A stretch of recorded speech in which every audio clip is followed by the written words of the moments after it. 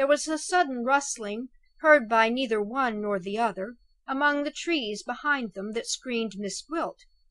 One more of the difficulties in her way, the difficulty of getting Allan to London, now promised to be removed by an act of Allan's own will. "To London?" repeated Neelie, looking up in astonishment. "To London," reiterated Allan. "That's far enough away from Thorpe Ambrose, surely. Wait a minute, and don't forget that this is a question of law. Very well. I know some lawyers in London, who managed all my business for me when I first came in for this property. They are just the men to consult; and if they decline to be mixed up in it, there's their head clerk, who is one of the best fellows I ever met with in my life. I asked him to go yachting with me, I remember; and though he couldn't go, he said he felt the obligation all the same. That's the man to help us. Blackstone's a mere infant to him. Don't say it's absurd. Don't say it's exactly like me. Do pray hear me out. I won't breathe your name or your father's. I'll describe you as a young lady to whom I am devotedly attached; and if my friend the clerk asks where you live, I'll say the north of Scotland, or the west of Ireland, or the Channel Islands, or anywhere else you like. My friend the clerk is a total stranger to Thorpe Ambrose and everybody in it, which is one recommendation; and in 5 minutes' time he'd put me up to what to do, which is another. If you only knew him, he's one of those extraordinary men who appear once or twice in a century; the sort of man who won't allow you to make a mistake if you try. All I have got to say to him, putting it short, is, 'My dear fellow, I want to be privately married without perjury.' All he has got to say to me, putting it short, is, 'You must do so and so, and so and so; and you must be careful to avoid this, that, and the other.' I have nothing in this world to do but to follow his directions; and you have nothing in the world to do but what the bride always does when the bridegroom is ready and willing."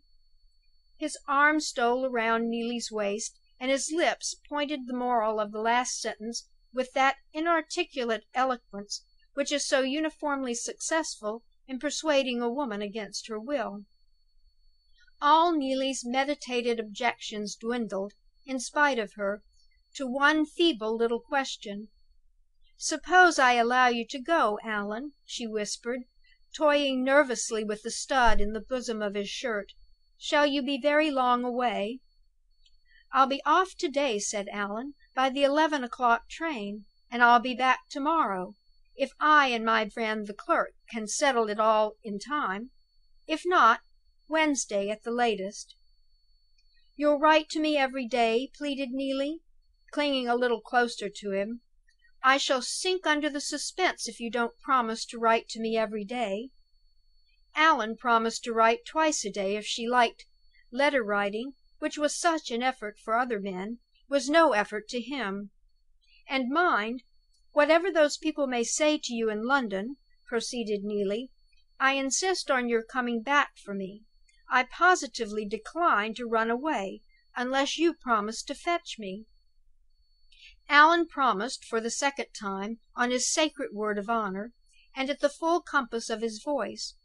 But Neelie was not satisfied even yet.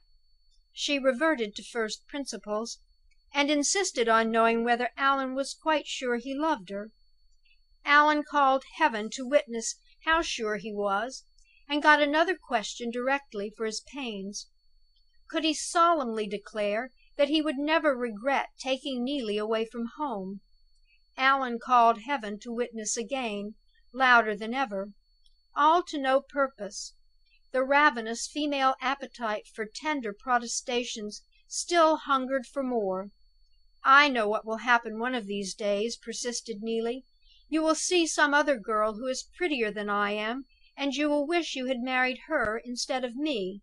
As Allan opened his lips for a final outburst of asseveration, the stable clock at the great house was faintly audible in the distance, striking the hour.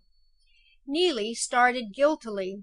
It was breakfast time at the cottage; in other words, time to take her leave. At the last moment her heart went back to her father, and her head sank on Allan's bosom as she tried to say good by. "Papa has always been so kind to me, Allan," she whispered, holding him back tremulously as he turned to leave her. "It seems so guilty and so heartless to go away from him and be married in secret. Oh, do think before you really go to London. Is there a way of making him a little kinder and juster to you?" The question was useless. The major's resolutely unfavorable reception of Allan's letter rose in Neelie's memory, and answered her as the words passed her lips. With a girl's impulsiveness, she pushed Allan away before he could speak, and signed to him impatiently to go. The conflict of contending emotions, which she had mastered thus far, burst its way outward in spite of her after he had waved his hand for the last time, and had disappeared in the depths of the dell. When she turned from the place on her side, her long restrained tears fell freely at last, and made the lonely way back to the cottage the dimmest prospect that Neelie had seen for many a long day past. As she hurried homeward, the leaves parted behind her, and Miss Gwilt stepped softly into the open space. She stood there in triumph, tall, beautiful, and resolute. Her lovely color brightened while she watched Neelie's retreating figure hastening lightly away from her over the grass.